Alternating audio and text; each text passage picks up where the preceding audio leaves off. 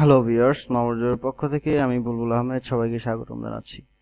তো লাস্ট পর্বে আমরা মেথড দেখেছি এবং কনস্ট্রাক্টর দেখেছি, মেথড ওভারলোডিং দেখেছি, কনস্ট্রাক্টর ওভারলোডিংও দেখেছি, এবং আমরা যে কোনো ইনস্ট্যান্স ভেরিয়েবলকে কিভাবে অ্যাক্সেস করা যায় এবং সেটির মধ্যে ভ্যালু সেট করা যায় সেটিও দেখেছি।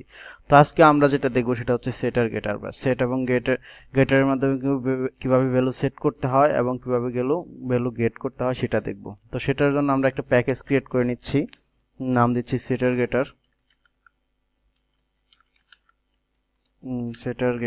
ওকে, এবং এইটার আন্ডারে আমরা ক্লাস ক্রিয়েট করে নিচ্ছি।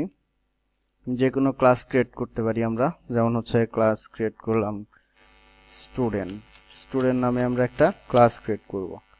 ওকে, আমাদের ক্লাস ক্রিয়েট করা হয়ে গেল। আমরা চাচ্ছি এগুলা এখান থেকে রিমুভ করে দেব।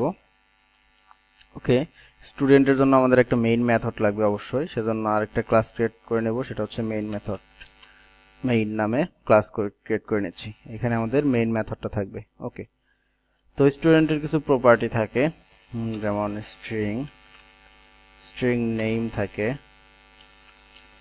ইন্টিজার এইজ থাকে, তারপরে ইন্টিজার আইডি থাকে। ওকে, সাপোজ এগুলো ধরে নিলাম।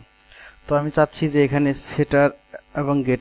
সেটার মেথড থাকবে, তো এবং গেটার মেথড থাকবে। আগে যেটা করতাম হচ্ছে একবারে সবগুলোর জন্য একটা মেথড তৈরি করতাম, এবং সেগুলা যদি আমরা অ্যাক্সেস নাও করতাম তাহলে সেগুলোর জন্য একটা ডিফল্ট কি দিত, একটা ভ্যালু দিত। বাট আমরা চাচ্ছি এখন প্রতিটার জন্য একটা করে সেট করব এবং একটা করে গেট করব। যেমন হচ্ছে নেমের ক্ষেত্রে যদি চিন্তা করি, যেমন সেক্ষেত্রে একটা মেথড লিখবো পাবলিক। ওকে, আমরা যেহেতু সেট করব, ভয়েড নাম দিলাম হচ্ছে সেট নেম। আমরা নেমটা সেট করব শুধু। ওকে, খেয়াল করেন আমাদের যখন এই নেম সেট হবে তখন এটার ভিতরে নেমটা চলে আসবে, সেজন্য বলে দিলাম স্ট্রিং নেম, বা স্ট্রিং এইখানে যে কোনো নামই দিতে পারেন। তাহলে যখন নামটা ইউজার সেট করবে তাহলে সেটা কোথায় সেট হবে, নেমের ভিতরে। তার মানে হচ্ছে নেমটা কি, নেম সমান হচ্ছে এইখানে যদি কোনো নাম সেট হয়ে যায় সেটা চলে যাবে এই নেমের ভিতরে। তার মানে this dot name equal to name. একটু ভালো করে বোঝার চেষ্টা করেন, যখন ইউজার তার নামটা সেট করে দিবে তখন সেটা এখানে নামটা চলে আসবে, আর এখানে সেট হলে সেটা এখানে সেট হয়ে যাবে। তার মানে এই নাম সমান হচ্ছে এই নাম, আর এই নামটা কিভাবে বুঝবো, দিস ডট নেম। ওকে, এই নামটা তো আমরা সেট করে দিলাম, তো আমরা চাচ্ছি দেখি সেট করতে পারি কিনা। সেজন্য আমরা এখানে মেইন মেথড লাগবে, পাবলিক স্ট্যাটিক ভয়েড মেইন। ওকে, তো আমরা যদি এই ক্লাসটা অ্যাক্সেস করতে যাই তাহলে এই ক্লাসের একটা অবশ্যই অবজেক্ট ক্রিয়েট করতে হবে।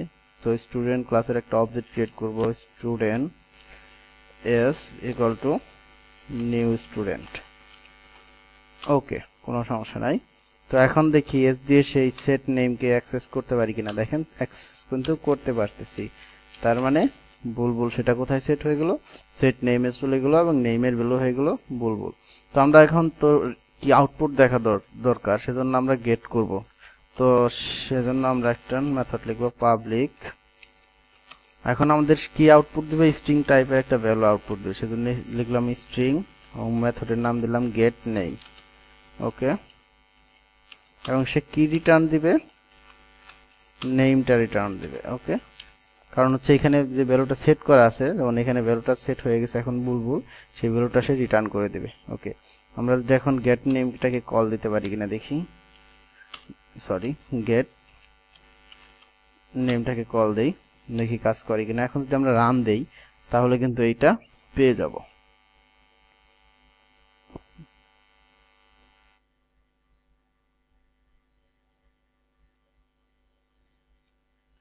ওকে, দেখেন আমরা কিন্তু পাই নাই, কারণ হচ্ছে এই গেট নেমটাকে আমরা আমাদের এস আউটের ভিতর বা আমাদের যেটা দ্বারা প্রিন্ট দেই সেইটার ভিতরে লিখতে হবে। যেমন হচ্ছে জাস্ট এটাকে যদি আমরা এইখানে দিয়ে দেই তাইলেই কিন্তু কাজ করবে, কারণ শুধু গেট মেথড কি করবে না, কোনো কিছু রিটার্ন করবে না বা রান করবে, প্রিন্ট দেখাবে না। দেখেন এখন কিন্তু বুলবুলটা চলে আসলো। তো ঘটনাটা কি হলো, আমরা একটা মেথড ব্যবহার করছি, সেটা হচ্ছে নেমের জন্য নেমটাকে সেট করে দিব এভাবে, এবং আরেকটা মেথড দিয়ে নেমটা কি করে দিব, গেট করে দেব। এখান থেকে নেমটাকে সেট করে দিলাম, সেট নেম মেথডটাকে কল করলাম এবং এখান থেকে গেট নেমটাকে আউটপুট হিসাবে শো করলাম। দেখেন এইভাবে আমরা প্রতিটা ইনস্ট্যান্স ভেরিয়েবলের জন্যই কিন্তু কাজ করতে পারি। যেমন আমি যদি চাই এখন এইজের জন্য এরকম দুইটা মেথড করব, সেট এইজ এবং গেট এইজ। আবার আইডির জন্য সেট আইডি এবং গেট আইডি। তো এইভাবে কিন্তু আমরা কাজটা করতেই পারবো। তো আমি চাচ্ছি এইটা একটু শর্টকাট ওয়েতে কোনো করা যায় কিনা, সেজন্য আপনারা যেটা করবেন, এটা রাইট ক্লিক করে ইনসার্ট কোডে যাবেন, সার্ট কোড, এখান থেকে দেখবেন জেনারেটর গেটার অ্যান্ড সেটার। ওকে, আমি যাচ্ছি সবগুলোর জন্য গেটার এবং সেটার। দেখেন জেনারেট, দেখেন গেট নেম, সেট নেম, নেমের জন্য হলো get age, set age, get ID, set ID, সবগুলোর জন্য কিন্তু হয়ে গেল। এখন আমি চাইলে সবগুলাই কিন্তু অ্যাক্সেস করতে পারবো। যেমন age dot set age, set age দিলাম 23 এবং এটা কিন্তু গেট এইজ করিয়েছে আউটের ভিতরে, গেট ওকে এজ ডট গেট এইজ। ওকে, তাহলে কিন্তু আমরা আউটপুটটা পেয়ে যাব। তো আশা করি বুঝতে পারছেন। দেখেন আমরা আউটপুটটা একদম এইজটাও পেয়ে গেলাম। তো এভাবে সেট এবং গেট কোড। এখন আমরা চাইলে যে কোনো ওয়েতেই যে কোনো ইনস্ট্যান্স ভেরিয়েবলের জন্য কিন্তু সেট আর গেটারটা তৈরি করতে পারবো। এখন আমি যদি চাই এখান থেকে শুধুমাত্র নেম এবং এইজটা দরকার, তাহলে কিন্তু কি শুধুমাত্র নেম এবং এইজটাকেই আমরা প্রিন্ট করাতে পারবো। আগে এবং নর্মাল মেথডের মাধ্যমে করলে কি হতো, সবগুলোর জন্য একটা, যদি সেট নাও করতাম তাহলে একটা ডিফল্ট ভ্যালু চলে আসতো, বাট এখন কিন্তু সেই ডিফল্ট ভ্যালুটা চলে আসবে না। তো এটাই হচ্ছে সেট আর গেটারের সুবিধা। তো এটা নিয়ে আরো বিস্তারিত কথা বলবো। তো আজকের পর্বে এটুকু। যদি আপনাদের কোনো কনফিউশন থাকে তাহলে অবশ্যই আমাদের পেজ ইউটিউব চ্যানেলে ভিডিও নিচে কমেন্ট করতে পারেন, ভিডিও শেয়ার করবেন, এবং আপনাদের যদি কোনো মতামত থাকে তাহলে ফেসবুক গ্রুপে মামুজের এখানে আপনারা জানাতে পারেন। সো আজকের মতো এই পর্যন্ত, ধন্যবাদ সবাইকে।